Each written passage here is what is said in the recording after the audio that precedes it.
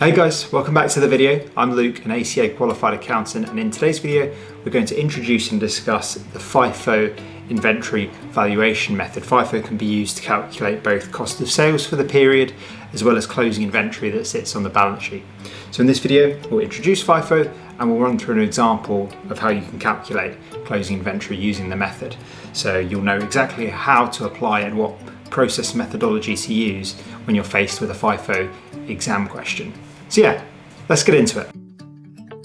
Okay, so the formal definition of FIFO is that it values the cost of goods sold based on the cost of the oldest inventory held at the time of sale, regardless of the actual physical movement of goods from the storeroom or the warehouse. In practice, FIFO assumes that inventory is sold in the exact same order in which it's purchased. So the first units that are bought are also the first units that are sold. The second units that are bought are the second units that are sold, and so on, so forth. And this means that the most recently purchased units of inventory are assumed to stay in closing inventory until the earliest stock has been sold. So FIFO plays a crucial role in helping us determine two key numbers: the closing value of inventory at the end of the accounting period, and also the cost of goods sold during the accounting period. So let's look at an example of how FIFO can be applied in practice and in an exam question in the Accounting Fundamentals paper. So using the following transactional data for a company that sells units of coffee mugs as our reference point, we're presented with the following question. Based on the monthly coffee mug transaction data for January, determine the end of month inventory value as well as the cost of goods sold for the period using the FIFO method. So we're given all of the transactions that took place in January, we're given the number of units that are purchased and sold, the cost of any purchases made, and the total cost of the inventory.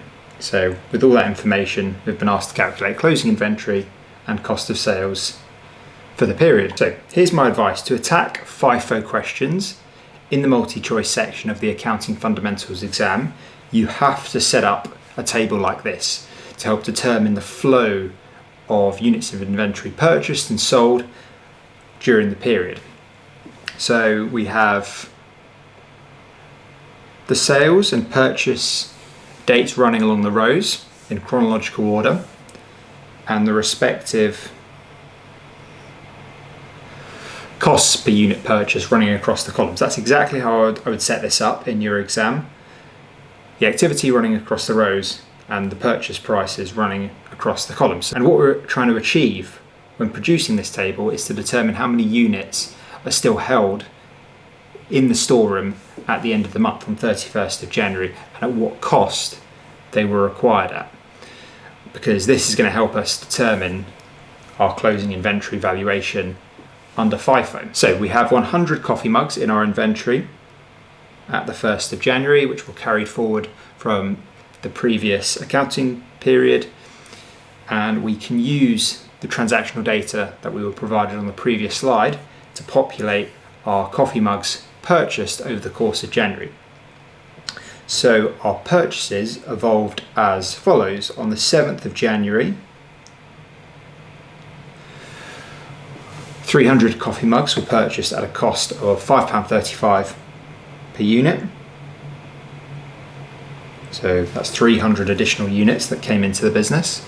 On the 15th of January, 500 coffee mugs were purchased at a cost of £5.50 per unit. And on the 23rd of January,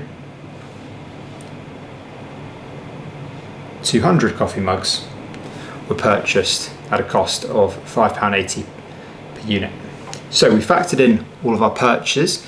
Now we need to start incorporating the sales, and given we're looking at this inventory valuation using the FIFO approach, when a sale occurs, we remove the coffee mugs purchased earliest from the inventory first, and the most recent coffee mugs that are purchased are removed from inventory last.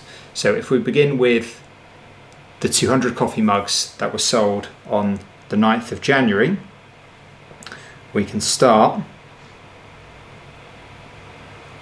by selling the 100 units of opening inventory, the units that were brought forward from the 1st of January, and then we can also remove 100 units of the 300 coffee mugs which were purchased on the 7th of January. So we always remove the oldest inventory first. So we start with the brought forward units that were in the inventory as at the 1st of January. We remove those until they've been completely removed, and then we move on to the 7th of January purchases, and we can remove 100 units from that lot of purchases. We then move on to the 20th of January sales. That was 400 units that were sold. So 200 of these units are going to come from the 7th of January purchase lot, because those are the oldest coffee mugs that currently remain within the company's inventory, and then the following 200 units sold are going to come from the units that were purchased on the 15th of January. And then we follow the same sequence of steps for the 28th of January sales. We know that 200 units were sold, so we remove 200 units from the oldest lot of inventory remaining. So that's the 15th of January. And then once we've done that, we've factored in all of our purchases, all of our sales, so we can finalize the end of period inventory by summing up the rows. So we have 0 units remaining from the brought forward inventory lot. We have 0 units remaining from the 7th of January purchases.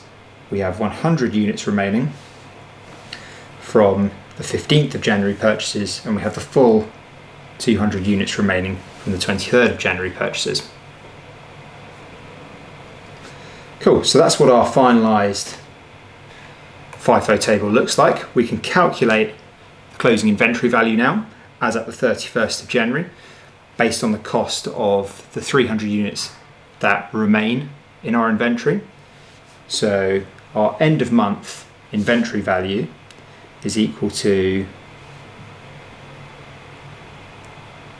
100 units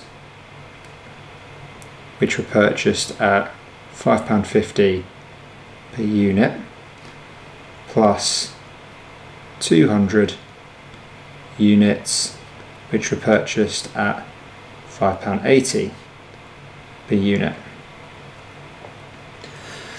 So our closing inventory equals £1,710. That's our closing inventory as at the 31st of January under the FIFO inventory valuation method.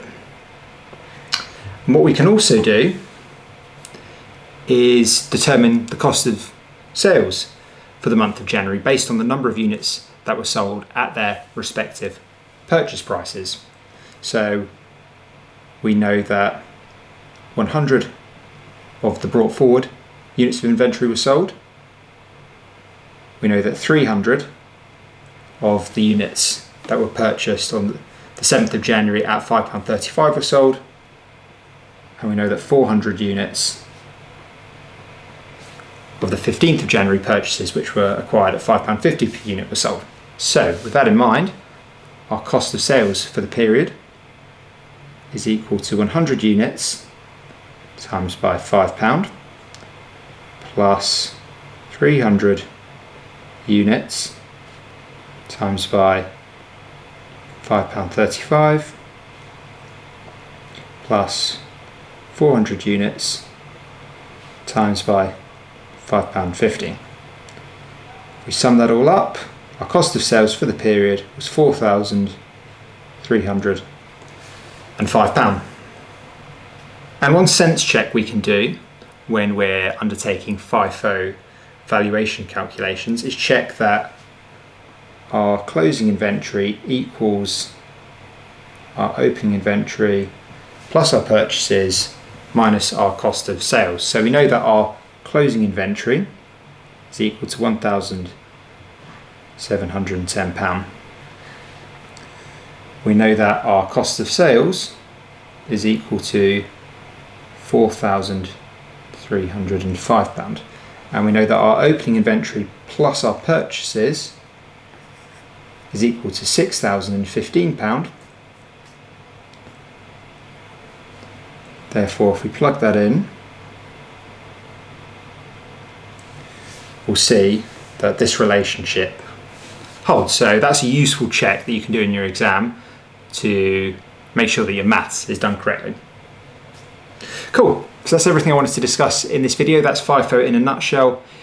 If you like the video, please smash the like button and consider subscribing. I'm making tons of videos about the ACA Accounting Fundamentals exam. So if you are studying towards it, it would be great to have you on board. If you've got any questions about FIFO, about the average cost method, please feel free to fire off anything you want to know in the comments down below. And I'll see you guys in the next video.